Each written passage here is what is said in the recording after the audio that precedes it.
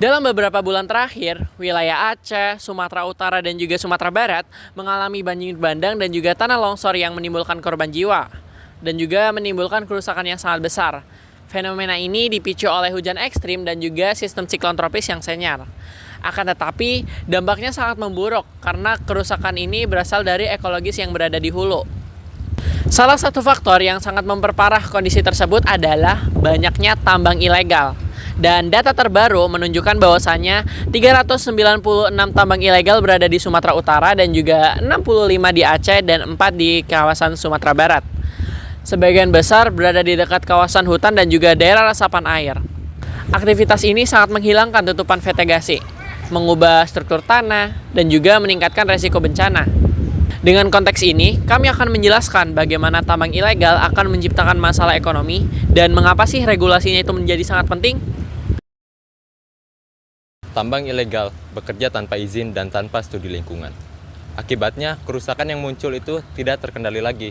Hutan hilang, sungai dipenuhi sedimen, dan kualitas air menurun karena limbah tambang tersebut. Ketika tutupan tanah rusak, kemampuan wilayah untuk menyerap air hujan akan menurun drastis. Itulah sebabnya banjir dan longsor menjadi lebih sering dan lebih parah. Kerugian lingkungan ini akhirnya membebani masyarakat yang lebih luas. Dalam ekonomi lingkungan, masalah ini dijelaskan melalui konsep eksternalitas negatif. Pelaku tambang mendapatkan keuntungan pribadi, tetapi tidak menanggung biaya sosial yang muncul. Biaya ini justru jatuh kepada masyarakat. Banjir, pencemaran, kerusakan lahan, hingga hilangnya mata pencaharian. Ketika biaya sosial lebih tinggi daripada biaya privat, aktivitas tersebut menjadi tidak efisien dan merugikan secara keseluruhan.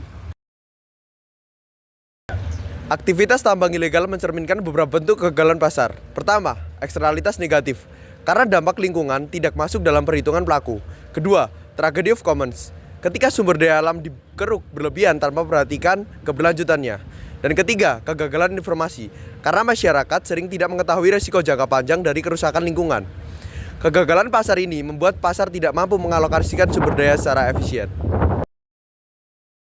Tambang ilegal juga menunjukkan adanya kelemahan pada sisi tata kelola, pengawasan yang lemah, tumpang tindih kewenangan, dan minimnya penegakan hukum yang membuat praktik tambang ilegal tetap berlangsung. Dalam kondisi seperti ini, kebijakan pemerintah tidak cukup hanya berupa aturan tertulis. Yang dibutuhkan adalah lembaga yang mampu menegakkan aturan secara konsisten. Untuk mengurangi resiko bencana dan menutupi celah kegagalan pasar, regulasi tambang harus diperkuat. Pertama, biaya lingkungan perlu diinternalisasi melalui izin, denda, atau pajak sesuai tingkat kerusakannya. Yang kedua, pengawasan harus ditingkatkan, baik secara birokrasi maupun sistem. Selanjutnya, yang ketiga, masyarakat perlu dilibatkan melalui akses informasi dan mekanisme pengawasan partisipasi. Regulasi yang tegas dapat berjalan efektif akan memastikan manfaat ekonomi tambang tidak mengorbankan keselamatan lingkungan. Masalah tambang ilegal bukan hanya isu ekonomi, tapi isu keselamatan ekologis. Dengan kita memahami kegagalan pasar, membuat regulasi, dampak buruk terhadap masyarakat bisa berkurang. Selain itu juga kita bisa memulihkan lingkungan secara bertahap. Kami dari kelompok 1 mohon sekian, tutup.